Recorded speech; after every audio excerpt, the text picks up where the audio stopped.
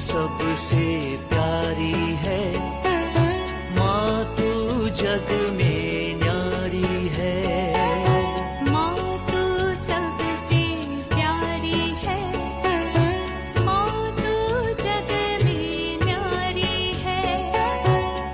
अपने आंचल में रखना, अपने आंचल में रखना, हमें वरदानों से भरना। माँ तू सबसे प्यारी है, माँ तू जग में न्यारी है। माँ तू सबसे प्यारी है, माँ तू जग में न्यारी है।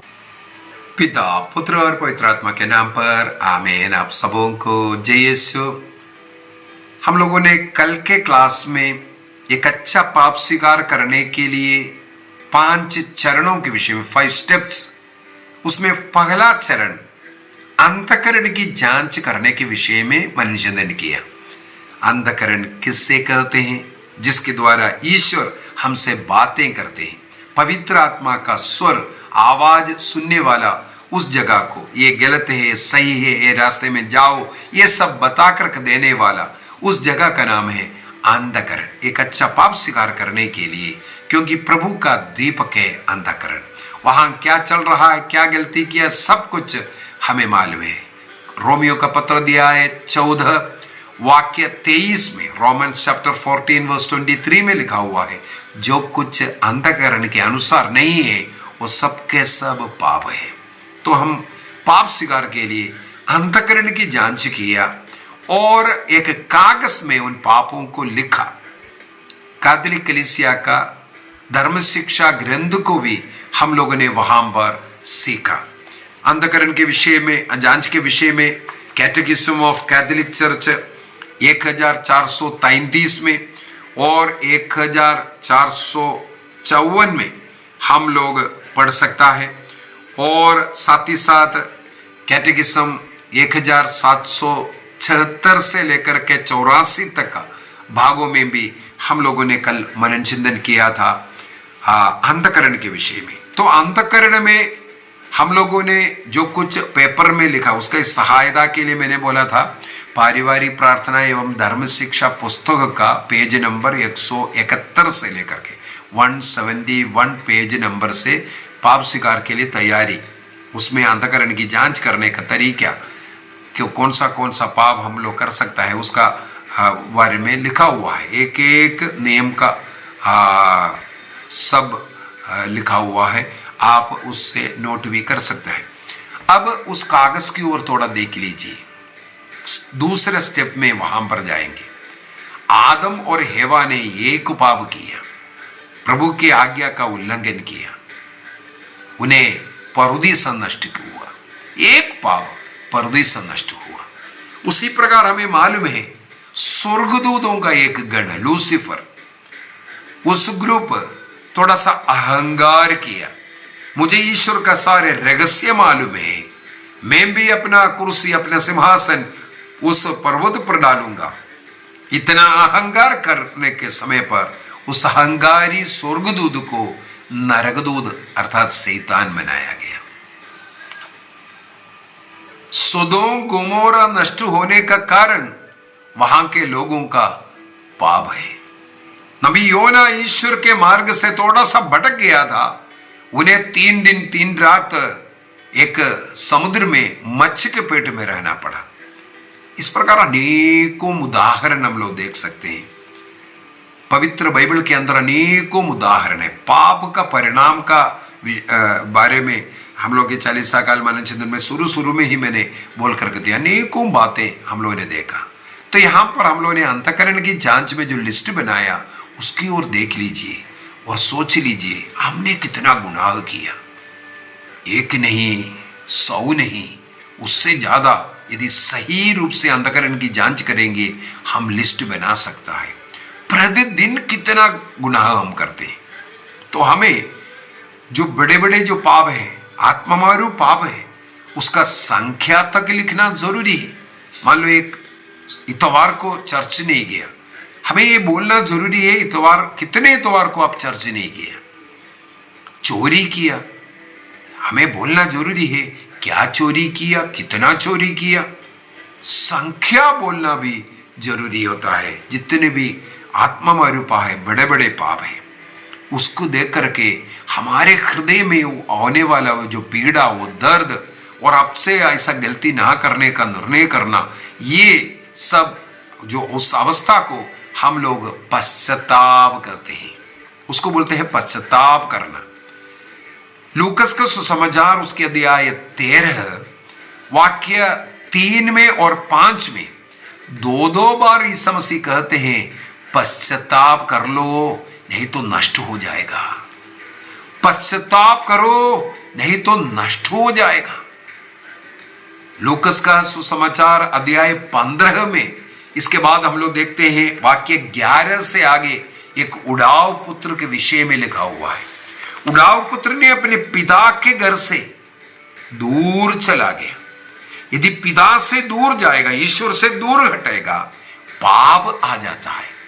उड़ाव पुत्र के जीवन में भी यही देखा, गलत तो दोस्तियां, पिता के घर से दूर होने के कारण, अपने घर वालों से संबंध तोड़ करके बाहरी लोगों से दोस्ती करने के कारण वो पाप की जिंदगी जीना शुरू हुआ।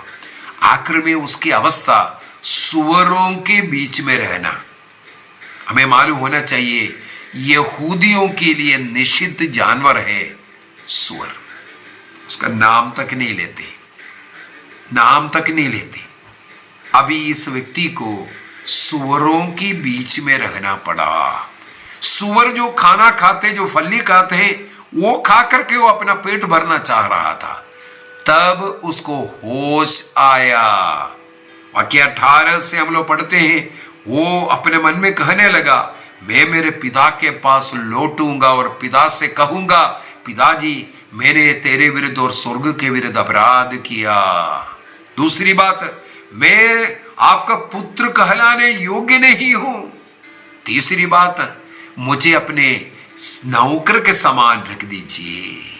ये 3 बातें बोलने के लिए पिता की ओर लौटने वाला पुत्र, इसको हम पश्चाताप कहते हैं। हम लोग पाप कर प्रभु से दूर चला गया। अब उन पापों को, गुनाहों को स्वीकार कर प्रभु के पास लौटना, प्रभु के उस प्रेम में वापस जुड़ना, इसको पश्चाताप कहते हैं। 2 प्रकार का पश्चाताप है। यदि आपको विस्तृत जानकारी चाहिए, हमारे पारिवारिक प्रार्थना एवं धर्म शिक्षा किताब है, उसका पेज नंबर 165 से लेकर आपको मिलेगा पाप स्वीकार करने के 5 स्टेप्स। उसको आप वहां से अच्छी तरह सीख लीजिए। जो विशेषकर जो फर्स्ट होली कम्युनियन के लिए तैयार करते हैं, अन्य लोग भी इसको अच्छी तरह पढ़ना चाहिए। तो दूसरा जो पश्चाताप करना, कादिलिक कलीसिया का धर्म शिक्षा ग्रंथ 1492 1492 और 1451, वहां पर सब हम लोगों को ये पश्चाताप करने के विषय में लिखा हुआ है।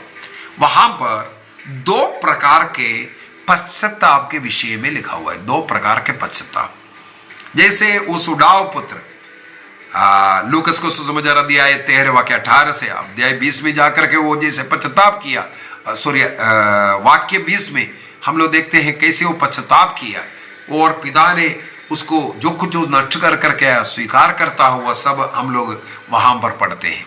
तो इस प्रकार पिता के प्रेम में लौटने को हम लोग पश्चाताप करते हैं। 2 प्रकार का पश्चाताप, एक पूर्ण पश्चाताप, दूसरा अपूर्ण पश्चाताप।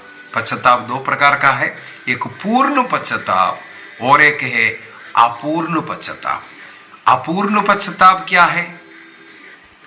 मैंने गलती किया इसलिए दंड मिलेगा, मैं नरक जाऊंगा, इस डर के कारण जाकर के पाप स्वीकार करना, लौटना, अब से गलती ना करने का क्या कारण है? डर के कारण हम लोग पश्चाताप करते हैं। दंड के डर से, नरक दंड के डर से हम लोग पश्चाताप करते हैं, पापों को छोड़ता है, उस पश्चाताप का नाम है अपूर्ण पश्चाताप। उस पश्चाताप भी पवित्र आत्मा का प्रेरणा से ही होता है। पवित्र आत्मा की प्रेरणा से ही वो पश्चाताप भी करते हैं। स्तोत्र ग्रंथ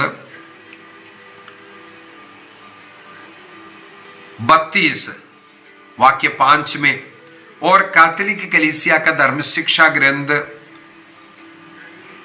1453 में इस अपूर्ण पश्चाताप के विषय में लिखा हुआ है। पापों के परिणाम के डर से, जो दंड के डर से हम लोग यदि पश्चाताप कर रहा है, इसका नाम है अपूर्ण पश्चाताप। वो भी पवित्र आत्मा के द्वारा ही। तो अपूर्ण पश्चाताप भी हमें पूर्ण पश्चाताप की ओर धीरे धीरे लेकर के जाएगा। तो हमें समझने की जरूरत है पूर्ण पश्चाताप क्या है। कैथोलिक कलीसिया का धर्म शिक्षा ग्रंथ 1452 में 52 में लिखा हुआ है पूर्ण पश्चाताप के विषय में। वो ईश्वरीय प्रेम से जुड़ा हुआ है। मैंने ये पाप कर प्रभु को दुख दिया, प्रभु से मैं दूर हुआ, प्रभु के प्रेम से मैं अलग हुआ, उस प्रेम में मैं लौटूंगा और प्रभु को आपसे कभी मैं मेरे पाप के कारण दुख नहीं पहुंचाऊंगा। ये निर्णय करना, इस पश्चाताप का नाम है पूर्ण पश्चाताप। इसका मतलब पूर्ण पश्चाताप ईश्वरीय प्रेम से जुड़ा हुआ है। प्रेम से दूर होने के कारण हमें दुख लग रहा है और हमने ईश्वर को भी दुख दिया, ये बोल करके हम पश्चाताप कर लौट रहा है। दूसरा पूर्ण पश्चाताप, हमने गलती किया इसलिए दंड मिल सकता है, उसका परिणाम क्या है, उसके कारण हम वापस जाना। मेरे विचार में आप दोनों में अंदर समझ गया है। तो हमें पश्चाताप करना जरूरी है, अर्थात पश्चाताप में प्रभु के पास लौटने का, इसके बाद एक अच्छा पाप स्वीकार करने का। और पश्चाताप के विषय में अनेकों वचन बाइबल के अंदर मिलेगा, उसका कई अर्थ भी होता है। एक मुख्य अर्थ यही है, पश्चाताप का माने प्रभु के पास लौटना, जैसे उड़ाव पुत्र ने किया। इसके बाद पाप स्वीकार है, पाप मुक्ति है, सब कुछ इसके बाद है। उसके लिए सबसे पहले हमें पश्चाताप करना, एक हृदय पीड़ा होना जरूरी है। मैंने प्रभु को दुख दिया, मेरे इस पाप ने प्रभु को गिराया। हम लोग क्रूस रास्ता हर शुक्रवार को कर रहा है आजकल, और हमारे पारिवारिक प्रार्थना ये धर्म शिक्षा किताब के अंदर भी इस प्रकार अपने पापों को याद करते हुए, प्रभु के पास लौटते हुए हम उस क्रूस रास्ता करते हैं। यह है पश्चाताप की क्रूस रास्ता। पश्चाताप करते हुए हम लोग वो क्रूस रास्ता करता है। तो निर्णय कीजिए प्रभु के पास लौटने का। मेरा क्या क्या गुनाह है, हम लोगों ने अंतःकरण की जांच में तैयार किया। अब उस पापों को देख करके याद कीजिए। जैसे स्तोत्र ग्रंथ 32 वाक्य 1 से लेकर के 5 तक वचन, वहां पर प्रभु का वचन हमें सिखाते हैं कि धन्य है वो मनुष्य जिनका पाप अपराध प्रभु ने मिटाया है। प्रभु से जिनको पाप क्षमा मिल गया वे लोग धन्य हैं। और वाक्य 5 के अंदर लिखा हुआ है, साम चैप्टर 32 वर्स 5, वहां पर लिखा है, जब तक मैं नहीं 5 में, मैंने तेरे सामने अपना पाप स्वीकार किया, मैंने अपना दोष नहीं छिपाया। मैंने कहा प्रभु, मैं प्रभु के सामने अपना अपराध स्वीकार करूंगा। देखो, हाँ, ये अपने अंतःकरण से बोल रहा है, मैं प्रभु से अपना पाप स्वीकार करूंगा। ये जो मैंने जब कहा तब प्रभु ने मेरे पूरे पाप को क्षमा कर दिया, मिटा दिया। वाक्य 1 में लिखा है, धन्य है वह जिसका अपराध क्षमा हुआ है, जिसका पाप मिट गया है। अर्थात जो अपने पापों के लिए पश्चाताप करता है। आइए हम अपनी आंखें बंद करें, एक अच्छा पश्चातापी दीनहीन हृदय के साथ पाप स्वीकार करने का हम प्रयत्न करेंगे। प्रभु हम सबों को आशीष प्रदान करे, पिता, पुत्र और पवित्र आत्मा के नाम पर। आमीन। आप सबों को जय यीशु।